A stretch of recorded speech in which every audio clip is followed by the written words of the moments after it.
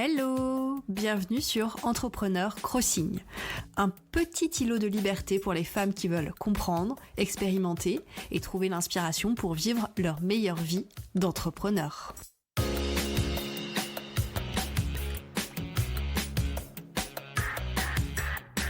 Je suis Caroline Imbert et une fois par semaine, nous explorons les différentes pratiques, théories et questions qui vont t'aider à développer sereinement un business qui te ressemble. Et pour la dose d'inspiration, j'invite une fois par mois une entrepreneur à partager ses propres trucs et astuces. Allez, c'est parti pour l'épisode du jour. Bonjour! Je suis super contente de te retrouver aujourd'hui pour parler à nouveau d'un sujet que j'adore, le Digital Garden. Alors si tu ne sais pas de quoi je parle, j'ai déjà fait un premier épisode il y a quelques semaines pour t'expliquer ce qu'est le Digital Garden, dans quelle philosophie de construction des connaissances ça s'inscrit. Donc je t'invite vraiment à aller écouter ce premier épisode avant d'écouter l'épisode d'aujourd'hui qui parle de manière un petit peu plus concrète de comment j'ai mis en place mon propre Digital Garden. Et d'ailleurs, je t'invite à aller visiter ce premier jet parce qu'il est disponible, il est en ligne. Alors je vais pas te mentir, pour l'instant il n'y a pas grand chose dedans, j'ai que quelques notes, j'ai pas encore tout transféré. Mais je pense que ça va être un outil super efficace qui fera à la fois office de second cerveau et du coup de jardin digital, jardin numérique, et qui va vraiment faire office de laboratoire de gestation et de croissance d'idées nouvelles. Je suis super excitée. Donc, pour t'expliquer un petit peu le cheminement, puisque peut-être que toi aussi tu as envie ou tu es en train de mettre en place ton Digital Garden, et du coup faisons un petit bout de chemin ensemble, un petit bout de chemin bucolique ensemble, pour t'expliquer où j'en suis. Alors, comme je te dis, j'ai mis en place un Digital Garden, le lien se trouve en description de l'épisode, et au début, j'avais vraiment envie de mettre en place une structure de blog sur mon site WordPress pour créer un Digital Garden à la manière de Maggie Appleton. Je t'en avais parlé la dernière fois, donc elle a un Digital Garden sur son site web, et en fait quand tu cliques sur mon jardin, tu arrives sur une espèce de page de blog en fait, où tu peux trier les articles par état de croissance, par thématique, mais aussi par type de notes. Donc elle a 3 niveaux de tri sur son Digital Garden. Et je trouvais ça assez chouette en fait d'intégrer ça à mon propre site internet. Mais en fait, quand j'ai voulu commencer à le faire, je me suis heurtée à une problématique technique. Parce que nativement, sur WordPress, sur les différents thèmes WordPress, généralement, tu peux classer tu peux catégoriser tes articles, tu peux leur appliquer une catégorie, tu peux leur appliquer des étiquettes aussi, tu peux leur appliquer différents types de catégorisation, ce qui est assez pratique. Mais après, si tu veux permettre aux visiteurs de ton site de jouer avec ces différents types de catégories pour afficher les différents articles, en fait, t'as pas 36 manières. Soit tu vas bidouiller toi-même dans le code, soit tu achètes et tu installes et tu paramètres une extension qui est faite pour ça sur WordPress. Tu peux pas le faire nativement. Et du coup, ça, je t'avoue que c'est un frein pour moi. Alors, c'est pas que j'ai pas envie de payer une extension, hein. Généralement c'est quelques dizaines de dollars ou d'euros, c'est pas non plus la ruine. Mais c'est juste que je t'avoue que là, en ce moment, j'ai pas envie de me lancer dans des gros paramétrages qui vont prendre des demi-journées ou des journées entières. J'ai pas trop l'énergie pour ça, j'ai pas trop le temps pour ça non plus, je dois t'avouer. Donc, je suis allée voir un petit peu ce qui pouvait se faire d'autre. Et puis, en allant voir ce qui se fait d'autre, en allant me renseigner sur les différents Digital Garden et les différentes plateformes, en fait, il m'est venu une question qui est pas si bête, mais à laquelle j'avais pas particulièrement réfléchi. Est-ce que j'ai vraiment envie que mes notes qui sont très très très early, enfin qui sont à un stade très brouillon, pas du tout réfléchi, etc. Est-ce que j'ai vraiment envie qu'elle soit intégrée dans le SEO de mon site internet ? Est-ce qu'elles vont pas plomber mon référencement ? Est-ce qu'il vaudrait mieux pas que j'intègre ces notes dans un site qui est à part, comme une expérience à part, dans laquelle j'ai aucun impératif commercial en fait, ou de, j'allais dire d'hébergement, mais non, de référencement. Alors, bon, aujourd'hui, mon site, il a pas un SEO de folie, il a pas un référencement de folie, mais bon, je pense au futur, au cas où mon Digital Garden, je le développe bien, voilà, et qui commence à pénaliser mon site, enfin voilà, c'est quelque chose... c'est une question à laquelle j'avais pas vraiment pensé. Néanmoins, je pense que ça mérite réflexion, et même si c'est vrai que ça m'embête un petit peu que les gens sortent de mon site web pour aller consulter mon Digital Garden, je me dis que c'est peut-être mieux de séparer les deux en fait. Je regarde donc les outils qui sont disponibles pour créer son propre Digital Garden. On me parle de Notion par exemple, et c'est intéressant parce que ça, pour le coup, c'est hyper facile à mettre en place. Par contre, c'est pas forcément très rapide. Et on l'a vu ces derniers temps, si Notion est hors ligne, ou qu'il disparaît, ou qu'il est down, bah, le contenu de mon Digital Garden, il disparaît avec. Donc ça peut être un petit peu problématique avec Notion. Mais néanmoins, c'est pratique. Puis après, voilà, je me dis que si je prends un outil externe aussi, peut-être qu'il va falloir que je me paye un nom de domaine supplémentaire. À réfléchir. Bon, finalement, je me dis, ouais, peut-être, je vais peut-être pas faire un Notion, et je vais peut-être utiliser un autre outil qui est conseillé sur d'autres sites qui s'appelle TiddlyWiki. Alors j'ai essayé tout de suite de le mettre en place parce qu'apparemment c'est hyper simple, et en fait, bon, je me suis un petit peu perdue dans les explications techniques, et j'ai passé quelques heures à mettre cet outil en place alors que je voulais pas passer quelques heures à faire de la technique, mais au final je me suis rendu compte que ça fonctionnait pas vraiment parce qu'il fallait encore que je fasse des modifications, que j'installe d'autres extensions pour que ça fonctionne comme je voulais. Ça m'a un peu pris la tête, et du coup j'ai décidé de passer sur Notion finalement pour l'instant. J'ai décidé de pas procrastiner en passant des heures à chercher la meilleure solution technique avec les meilleures fonctionnalités pour ensuite tout paramétrer et finalement ne pas avancer sur le fond, sur le Digital Garden, parce que ça, c'est une super technique de procrastination, de se dire non mais j'ai pas encore trouvé l'outil qu'il faut, de passer des semaines à chercher un outil, etc., pour ensuite créer un jardin qu'on n'utilisera pas forcément. Je me dis, il vaut mieux utiliser un outil qui est peut-être un peu plus imparfait, mais au moins lancer quelque chose, lancer un début de process de travail sur cet outil, et voir si ça fonctionne. Et éventuellement, si finalement l'outil ne convient pas, eh ben, je pourrais peut-être passer un petit peu de temps à chercher un outil, mais plus tard. J'ai donc commencé à paramétrer une page Notion pour créer mon Digital Garden. Et c'est à cette page Notion que tu as accès aujourd'hui en description de l'épisode. Et je me suis rendu compte que, en fait, j'essayais vraiment de mettre en place un véritable écosystème, parce que j'ai déjà commencé à faire des épisodes un peu dans l'esprit Digital Garden sur ce podcast, des épisodes qui sont dans un tout petit état, dans un état de croissance vraiment très, très petit, qui sont des jeunes pousses pour l'instant. Et donc en fait ce podcast, il faut vraiment que je réussisse à l'intégrer dans le Digital Garden parce qu'il en fait partie. Le podcast et le Digital Garden doivent pouvoir se répondre, parce que déjà c'est plus pratique pour moi. Et puis je pense que c'est aussi sympa pour toi qui va aller visiter ce Digital Garden de voir qu'il y a des notes écrites et qu'il y a des épisodes de podcast qui répondent et qui viennent compléter ces notes. Et en fait ça fait complètement sens que tout ça soit imbriqué. Et comme ça, l'expérience de visite de ce jardin, elle est aussi riche que mon expérience intérieure. Et ça, pour moi, c'est extrêmement important.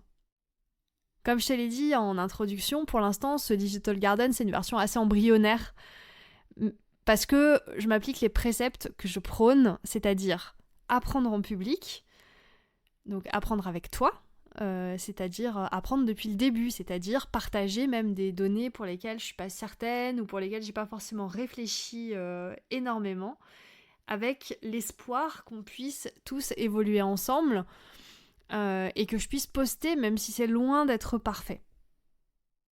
Et pour toi, pour t'expliquer comment je fais, mais aussi pour la postérité, surtout pour garder une trace de l'expérience de ce Digital Garden, je vais t'expliquer aujourd'hui comment j'ai décidé de structurer mon jardin. Alors si tu veux, tu peux aller le voir en même temps que je t'en parle, comme ça ce sera peut-être plus concret pour toi, mais je vais essayer d'être la plus descriptive possible pour que tu t'imagines sa structure.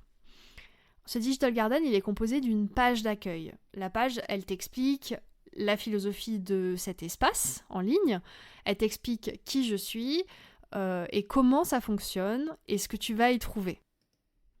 J'ai aussi rajouté, sur une suggestion d'un site que j'ai trouvé hyper pertinente, les règles du jardin.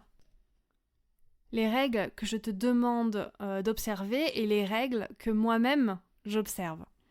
C'est-à-dire, par exemple, pour toi qui visites ce site, sache que c'est un espace qui est dédié à mon apprentissage en public et qu'il est donc incomplet et donc il peut y avoir des erreurs. Je peux également changer d'avis sur un sujet et je te remercie de pas utiliser les informations qui sont présentes ici contre moi sans en discuter avec moi en fait. Parce que j'utilise vraiment ce lieu comme un lieu d'apprentissage. Et peut-être qu'il y a des informations que je vais te donner aujourd'hui et je vais me rendre compte qu'elles sont fausses en fait et je vais les retirer après ou les modifier et apporter peut-être des sources qui viendront corroborer ce que je dis. Ensuite, toi qui visites aussi, tu as le droit de critiquer. Donc oui à la critique constructive de ce jardin. Parce que comme je le disais, je le crée pour apprendre en public. Donc j'attends avec impatience tes questions, tes contre-arguments, tes messages de désaccord aussi, tes suggestions de ressources, tant que tout ça est formulé de manière constructive, que la discussion elle est ouverte et qu'elle vise à apprendre ensemble. Et je vais te demander aussi de ne pas plagier ce qu'il y a sur ce jardin. Je partage à peu près toutes mes idées avec toi sur ce jardin et du coup tu as le droit de citer mon travail tant que tu n'oublies pas de citer également mon nom et un lien qui mène à ce travail. Juste, s'il te plaît, ne plagie pas mon travail. Et ensuite, les règles que je m'applique à moi, c'est une règle de considération pour autrui. Donc je ne vais pas publier de conversations privées ou d'informations confidentielles dans ce jardin. Je vais aussi prendre au maximum en considération les sentiments des personnes qui ont travaillé ou qui se sont exprimés sur un sujet sur lequel je peux écrire négativement, par exemple. Je fais aussi de mon mieux pour vérifier mes sources et je m'efforce de traiter les gens comme ils veulent être traités. Ensuite, j'ai aussi une règle de transparence épistémique. C'est-à-dire que je vais préciser les points sur lesquels je ne suis pas sûre sur les idées que j'avance. Donc je me réserve le droit d'être dans l'erreur ou de changer d'avis, mais ça, il faut que je le dise. Quand j'écris quelque chose dans un jardin et que j'en suis pas sûre, voilà, je le dis. Je précise aussi l'étendue de mon expérience sur les sujets sur lesquels je vais parler, en indiquant la quantité de travail que j'ai effectué jusqu'à présent, en renvoyant à d'autres personnes qui en savent plus que moi, et je partage aussi les ressources utilisées afin que tu puisses découvrir les sources de mes réflexions. Et enfin, je m'engage à pas me décourager si je reçois pas de retour, parce que mon but dans ce jardin digital, c'est surtout une utilisation personnelle avant tout. Mon but premier, ce n'est pas d'avoir des visiteurs, c'est de faire fleurir ce jardin. Donc, je ne me décourage pas si je reçois pas de retour. Et puis, j'effectue des corrections quand je reçois un commentaire qui me convainc de modifier une donnée. Mais par contre, je promets pas d'être d'accord avec tous les commentaires et je promets pas de répondre à tout le monde si j'en ai pas la possibilité. Donc ces règles-là, elles sont présentes sur le jardin digital, elles sont présentes sur la page d'accueil et je trouvais ça très intéressant de t'en parler aujourd'hui et de les rendre visibles sur ce jardin digital. Pour que chacun sache quelles sont les utilisations et ce qu'on attend de chacun en fait. Ensuite, j'ai créé 2 bases de données différentes. Une base de données qui contient les différentes notes de mon jardin et chaque note, donc chaque page, a différentes propriétés. Là, il y en a une qui est le niveau de croissance de la page. Il y a 3 niveaux de croissance sur ce jardin digital, qui est semi. Un semi, donc c'est une idée qui est à peine effleurée. Ensuite, il y a jeune pousse, qui est une réflexion un petit peu plus avancée. Et ensuite, il y a arbre, qui est une réflexion construite, documentée, solide, éprouvée. Ça, c'est les 3 niveaux de croissance d'une page. Ensuite, une autre propriété, c'est la thématique de la note, là où les thématiques de la note, pour qu'on puisse aussi faire un tri par thématique. Ensuite, il y a la date de création de la note, la date du dernier coup de râteau, donc la dernière fois que j'ai modifié la note, et les ressources à laquelle la note est liée. Comme ça, on peut faire des allers-retours entre la base de données sur les notes et l'autre base de données qui est à la base des ressources. Et ensuite, et c'est assez pratique sur Notion, je trouve, j'ai choisi d'afficher les backlinks en haut de chaque page, c'est-à-dire toutes les autres pages qui mentionnent cette page-là. Donc toi, ça va te permettre de naviguer entre les pages de manière un petit peu chaotique, mais un peu intéressée aussi.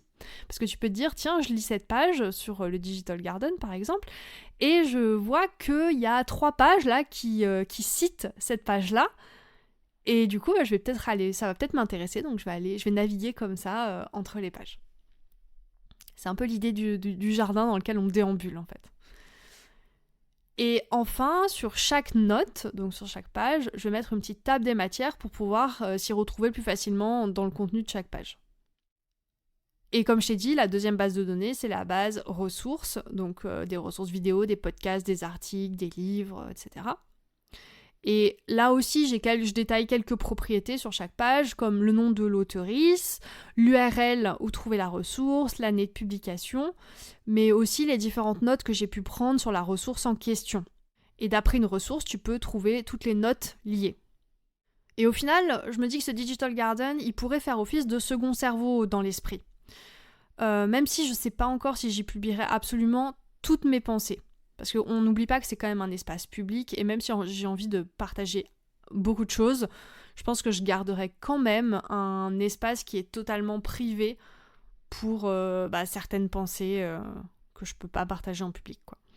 Mais de toute façon, si je te fais un tout petit point sur le second cerveau, en ce moment, j'alimente pas particulièrement mon second cerveau. D'ailleurs, je suis passée de Notion à Obsidian entre-temps, parce que la fonction visualisation du lien entre les notes était très intéressante. Si vous voulez, je vous ferai une update à un moment donné où j'aurai un petit peu plus avancé. Mais du coup, je sais pas si c'est l'outil que je suis pas parvenue à modeler à l'image de ma pensée, ou si c'est le process qui me convient pas particulièrement, mais c'est vrai que ces derniers temps, ces dernières semaines, j'ai pas beaucoup alimenté mon second cerveau.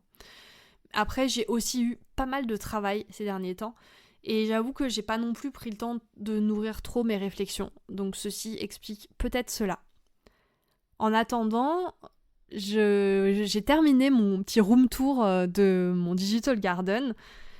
J'espère que cet épisode t'aura intéressé, que ça t'aura donné envie d'aller jeter un coup d'œil à ce Digital Garden et ensuite d'échanger avec moi dessus. Et je te dis à la semaine prochaine. Et oui, c'est déjà la fin de l'épisode. Mais je profite de ces quelques secondes pour t'envoyer toute ma gratitude et te dire que si tu souhaites soutenir ce podcast, tu peux, en plus de l'écouter chaque semaine, prendre 2 minutes pour me mettre 5 étoiles sur ta plateforme d'écoute et me dire en commentaire ce que ce podcast t'apporte. Je lis chaque commentaire posté et c'est pour moi un concentré de joie et de motivation, donc par avance, merci pour ta contribution. Si tu es à la recherche des ressources citées dans l'épisode, tu peux les retrouver dans la description. J'ajoute un dernier mot pour te dire que si tu veux me contacter à propos du podcast ou pour me suggérer un sujet à traiter, tu peux m'envoyer un message sur Instagram ou par mail. Là encore, tu trouveras toutes les informations en description. À la semaine prochaine!